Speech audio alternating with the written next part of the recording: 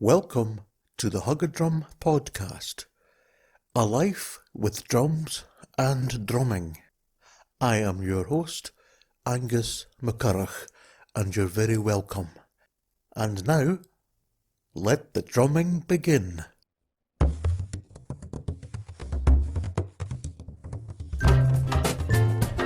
Yes, it's the Huggadrum podcast, your rhythmic respite from reality.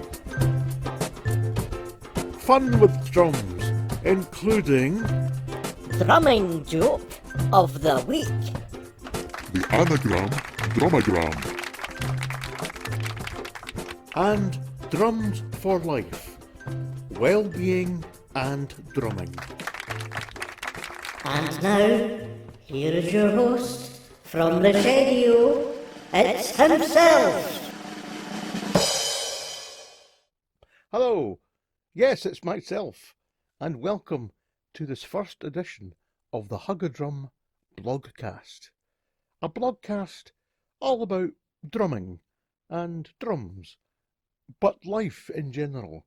So we look at the world and what's been happening and see if we can find a tenuous link between those events and the people and drumming. So what is Huggadrum, you're asking yourself?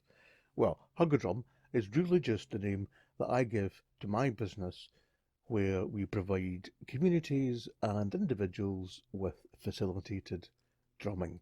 So that could be in a drum circle, or it could be one-to-one with people, and it's a fantastic way of people learning how to just have fun with playing a drum. No experience necessary. So my enthusiasm for drums and drumming is partly to do with finding ways of making it easier for people to access something that allows them to be with each other, enjoy themselves, and sometimes learn things at the same time. So, professionally, I have various hats. I have worked in the past as a research psychologist. I still work as a counsellor, and I am a drum circle facilitator, as well as playing in various bands over the years. So my enthusiasm for drums and drumming not only comes out with my love of playing the drums, but also my passion to get people involved in drums and drumming. It can be a very therapeutic thing to do, and we'll talk about that during the course of these blogs. So each week we take a very wide sweep at the world and life, all with a tenuous connection to drums and drumming. And to give you an idea of how that works, we're going to look firstly at geese and chickens.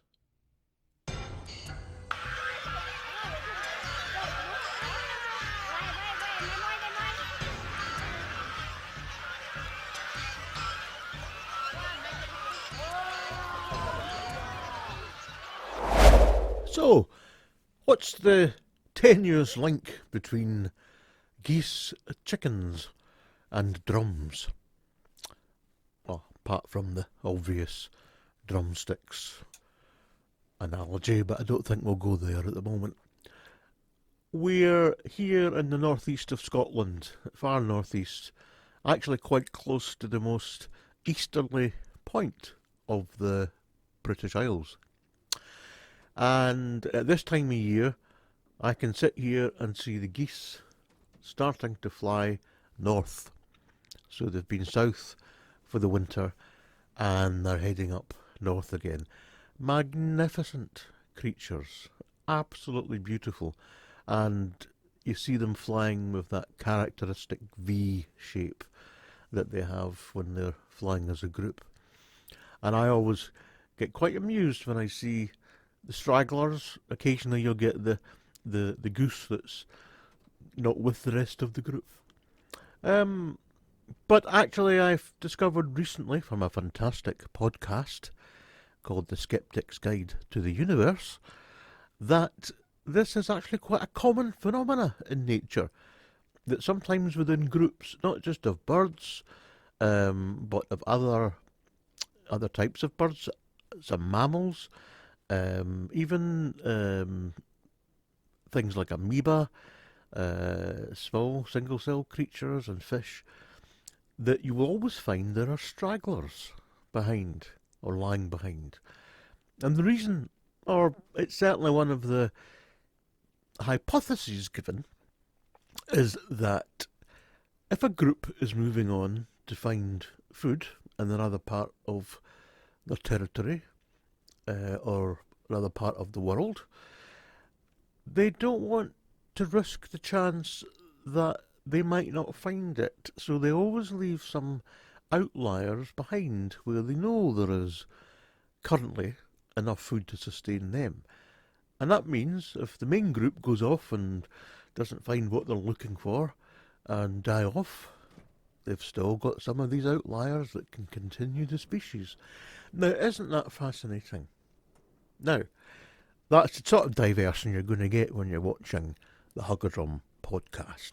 But let's get back to the geese. So, the geese are flying north. And, I mean, last year I was sitting outside in the garden here, and they flew north, but they flew extremely low. And I looked up, I thought, what's that noise? And I looked up, and it was like standing under a jumbo jet on a runway. You could see the little legs all pulled up into their bodies, just like the undercarriage of a jumbo jet taking off. No, I was thinking then, just the other day there, I wonder if there's a connection between geese and drums. And you know what? I found one. Let's have a look at this.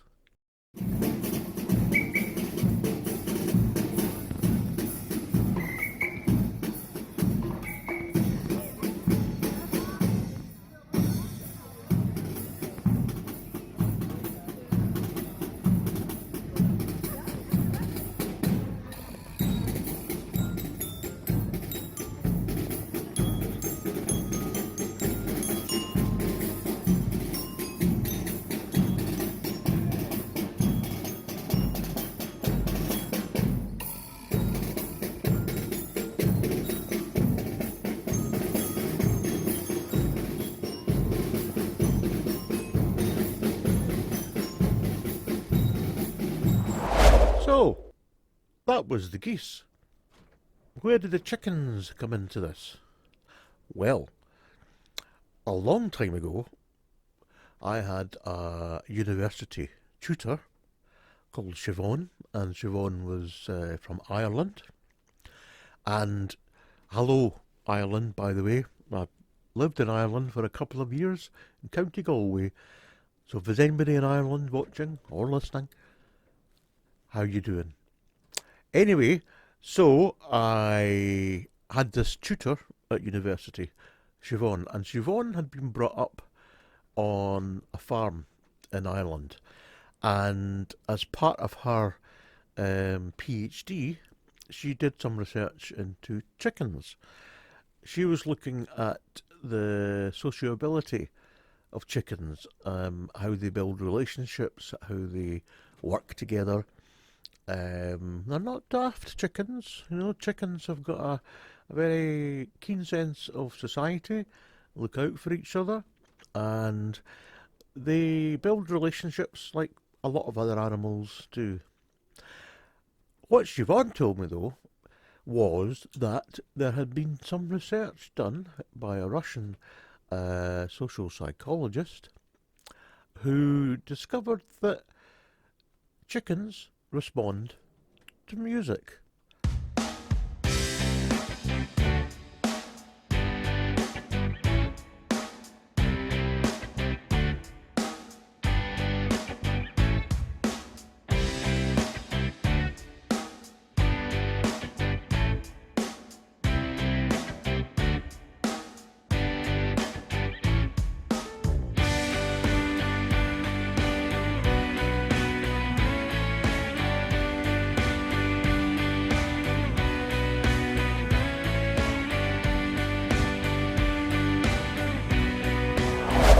They respond to the beat and the rhythm of music. And what fascinated me was they had found that the music that gave the chickens the biggest buzz, and they called it shivering. It was the shiver effect that music had on the chickens. The music that gave them the greatest buzz was one of my favourite albums by one of my favourite bands. The Final Cut by Pink Floyd. Yes, chickens love listening to Pink Floyd. So, everyone wants to know where that research came from? I shall stick it on the screen just now, and you can look it up for yourselves. But that brings me to a chicken joke. Now, this is not drummer joke of the week. It's close. It could be slipped in there. But this is not the drummer's joke of the week. This is an additional, this is a bonus. A bonus for you all. I was driving my car one sunny afternoon, last spring, in fact, before all the lockdown. I was driving along one of the motorways here in Aberdeenshire, doing about 60 miles an hour. That's about 100 kilometres per hour for you folk listening in Europe land. 60 miles an hour, and all of a sudden, this creature went straight past my car. This creature was a chicken. I couldn't believe my eyes. So I speeded up a bit. I thought, I need to find out the secret of this chicken. And we drove for about 6 miles. And I had to keep to the speed limit, of course. And the chicken was just continuously in front of me. I wasn't able to catch up. And then, suddenly, there was a screech up ahead and a big plume of dust from the road. The chicken had skidded to a halt and turned left, running up a farm path. So I slowed down. I thought, I need to find out what the story is about this chicken. I drove up the farm path and drove into the front of one of the barns, and the chicken was nowhere to be seen. Absolutely nowhere. And then running out of the barn came a farmer.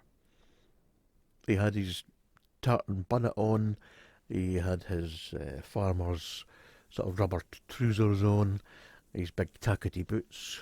He was covered in something. He came running over and he said, What's happening? What's happening? I said, you won't believe this.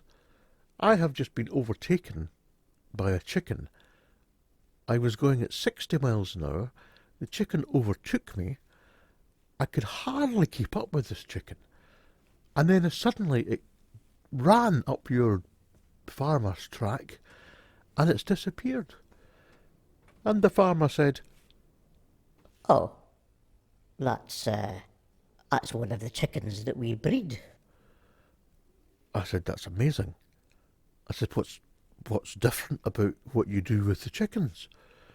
He says, oh, we breed them with 3 legs. That's why they're so fast. They have 3 legs. I said, 3 legs?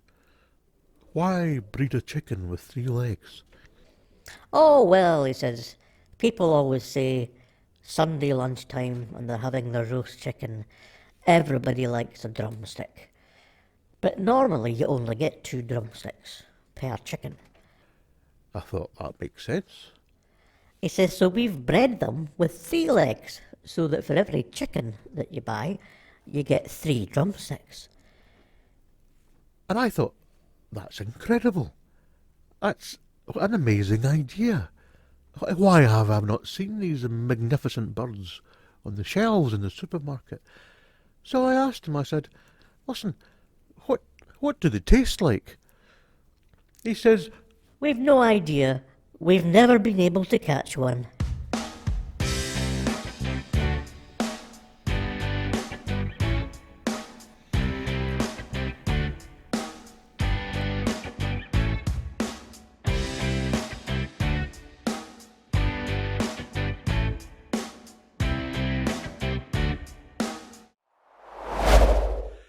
I like drummers who are nice people.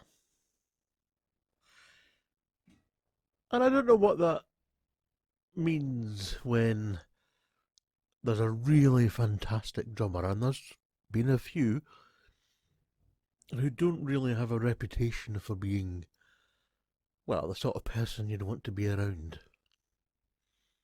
So I'm thinking of people like Ginger Baker, widely recognised, very influential, probably one of the greatest rock drummers and jazz drummers of all time. Yeah, I saw a documentary recently, and he was not a nice man. Arrogant, violent, aggressive, not very good to members of his own family. And it leaves me kind of in a quandary, because I would love to say that somebody's behaviour and character and even things like their political views,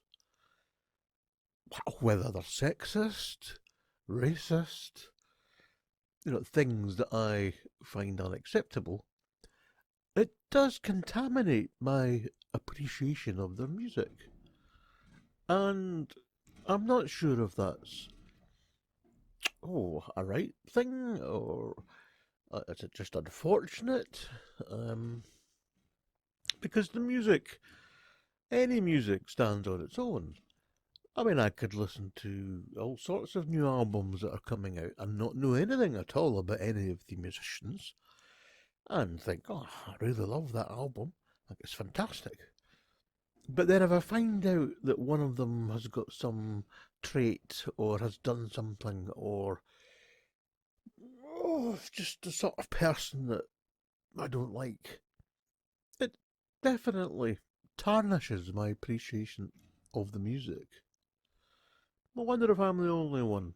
So if anybody feels differently, or if you agree with me, or feel the same way I do, drop me an email. It's podcast@huggadrum.com, and we can read some of them out and have a sort of a discussion about that. The other person that I'm thinking about, who I actually saw playing once many years ago in Edinburgh in Scotland, was Buddy Rich.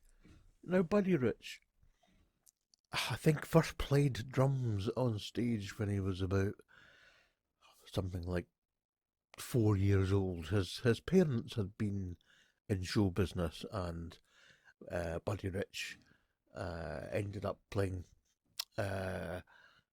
drums when he was really young, and went on to play with some of the biggest bands in the world, like big bands, jazz orchestras. Played with Frank Sinatra, Sammy Davis Jr. Buddy Rich played with the best and was probably one of the best drummers around for jazz and big band type music.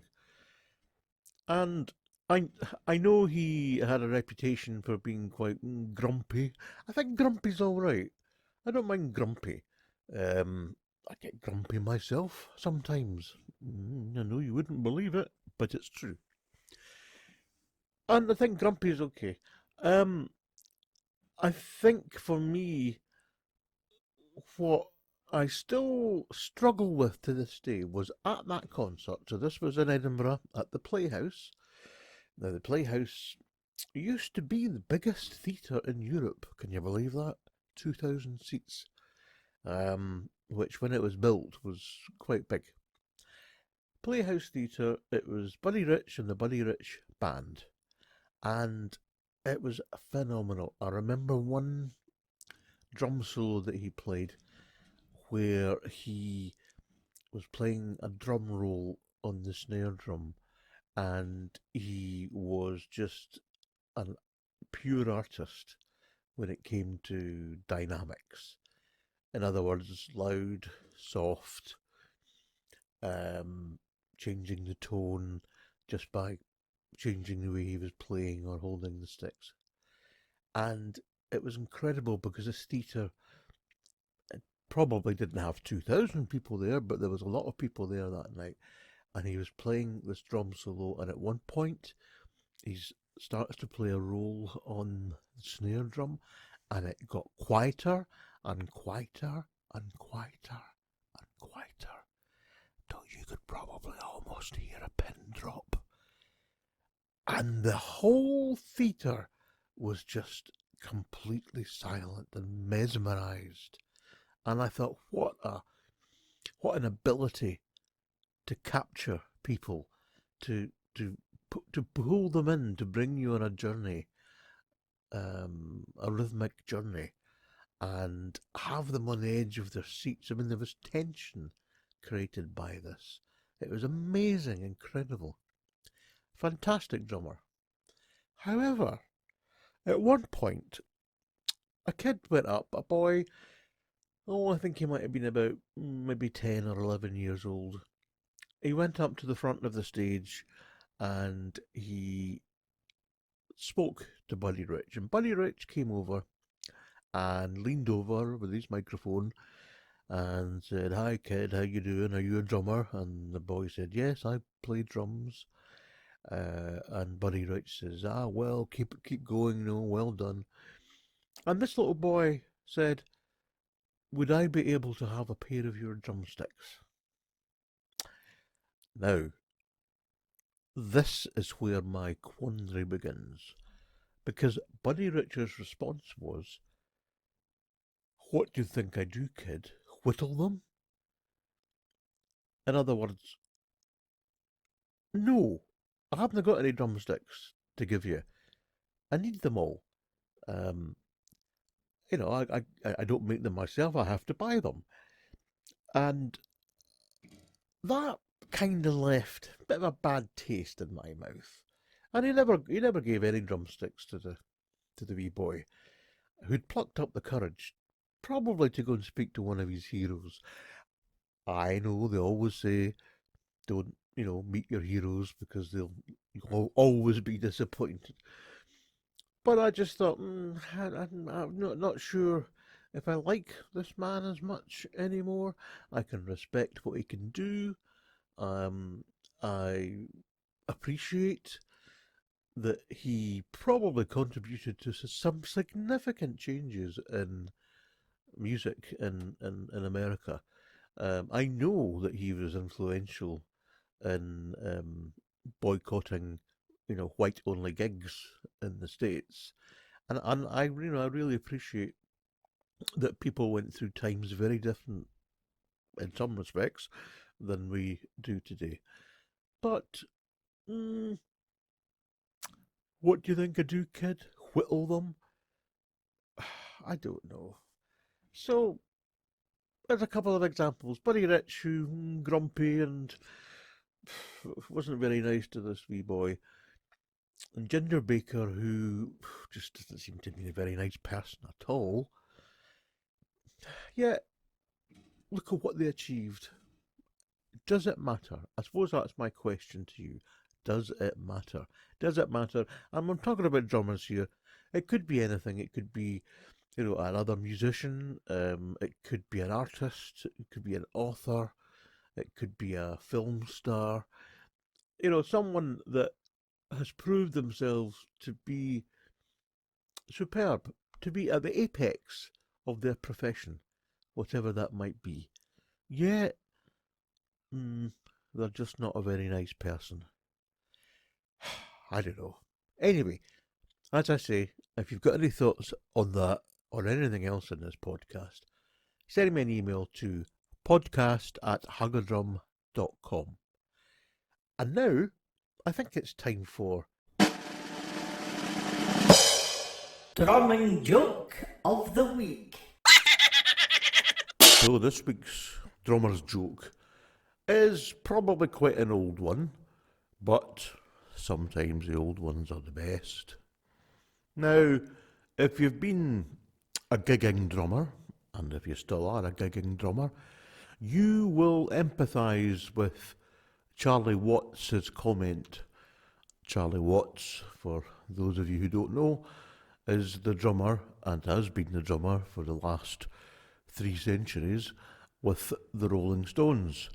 And on the 50th anniversary of the Rolling Stones being performers, he was asked what life had been like with a band for all these years, and he said that 50 years with the Rolling Stones was 4 years performing and 46 years hanging around.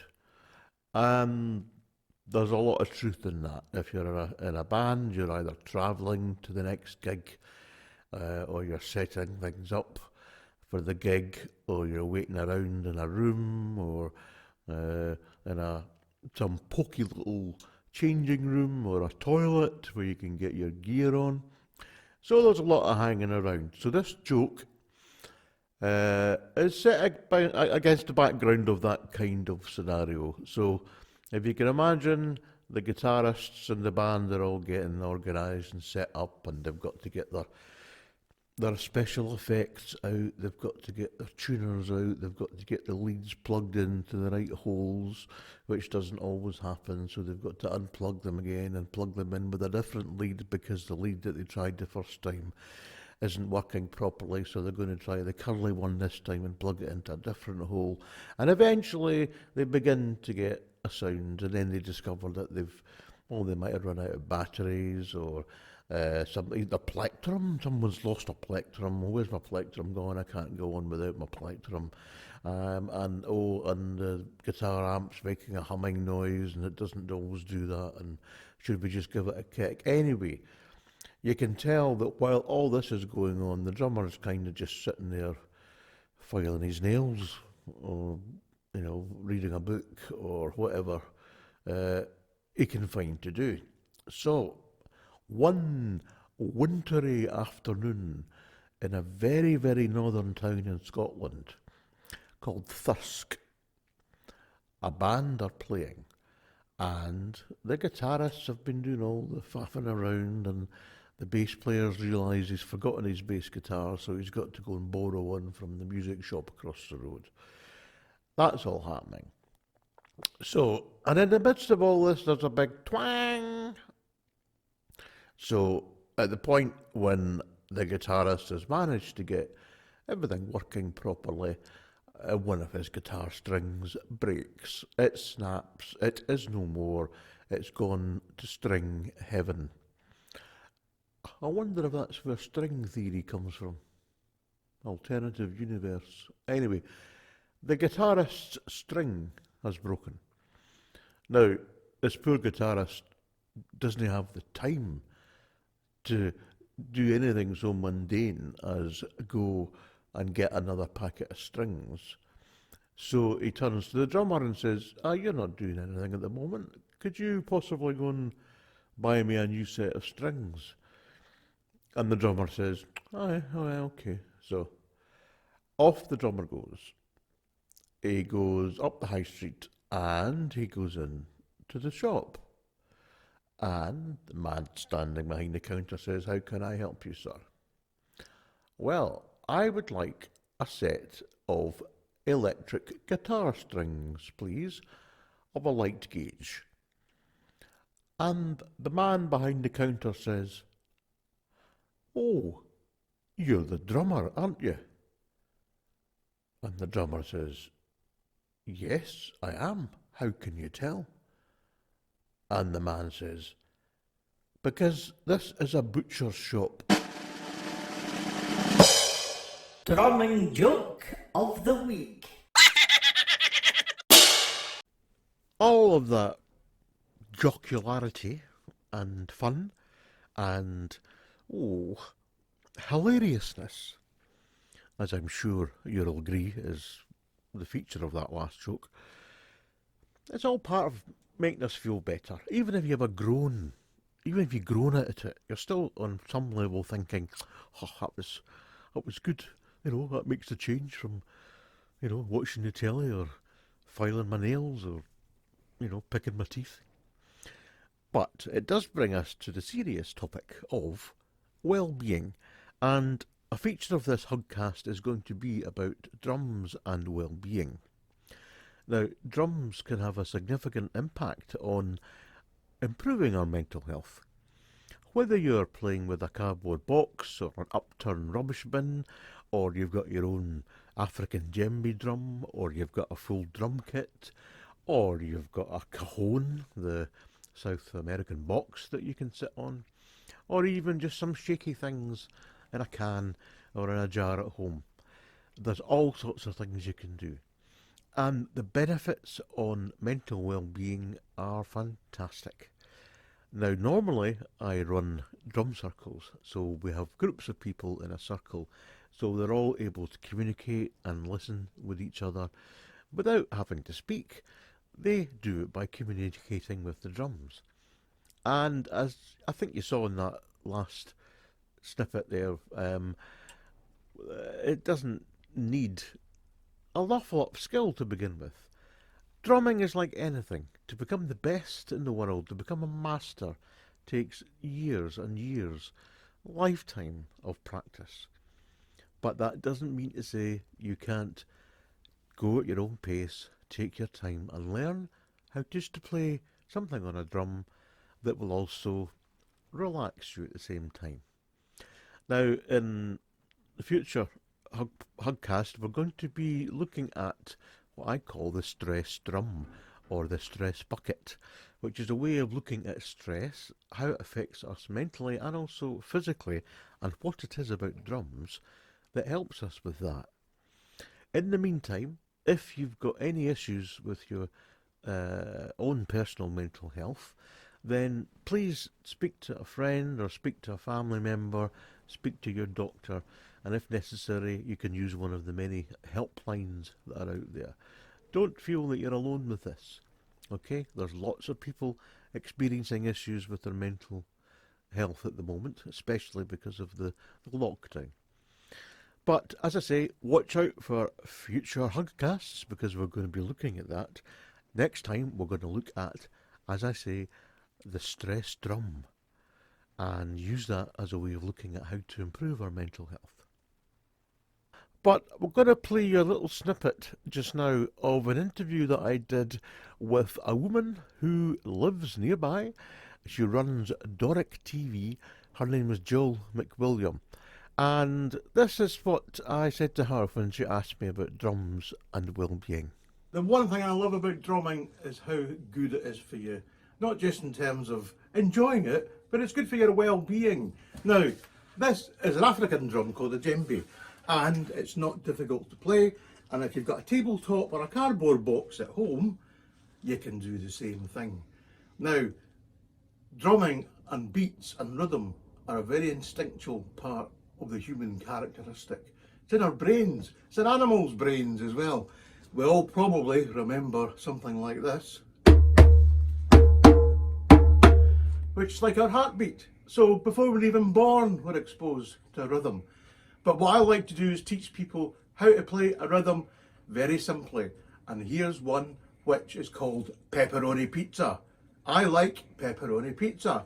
I like pepperoni pizza. Try that at home in a cardboard box and you'll be playing it in no time.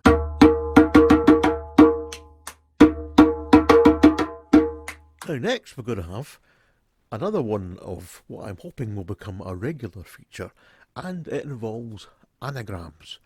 Anagrams, in other words, you take a word and you muddle up the letters and you come up with either another word or some jumbled letters, and the idea is to try and unscramble them until you can identify what the original word was.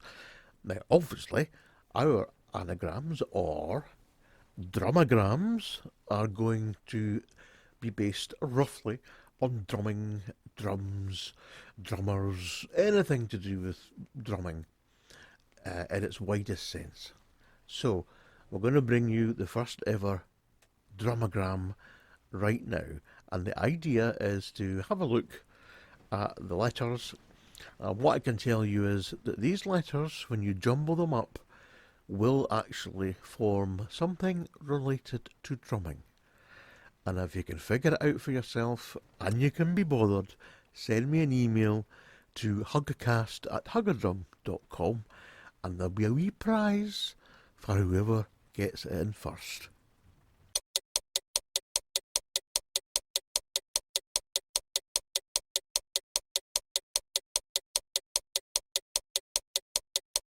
Well, we're almost coming to the end of this first HuggCast, and I hope you've enjoyed it. Before we go, there's one last thing I wanted to tell you about, because one of the other things that we do through Huggadrum is provide frame drums that are already made to your specification, or we can provide you with a do-it-yourself kit so you can build your own frame drum at home if you wish. And that's through hand-picked drums. Hand-picked drums. Picked as in P-I-C-T, named after the Picts that lived in this part of Scotland, along with the Scots, many years ago. So if you're interested in that, then please have a look at the website handpickeddrums.com. This film I'm going to show you now shows how a drum is made. It's based on the frame drum, and frame drums are all over the world, most famously in North America, but also the Celtic drum, or the bodhrán, which is used extensively in Ireland and Scotland and other parts of Europe. It's a frame drum, and you can build your own frame drum, and you can get a kit from us to do that along with all the instructions. Just have a look on the screen and you can find out where you can inquire about that. So this is a little film called The Birth of a Drum.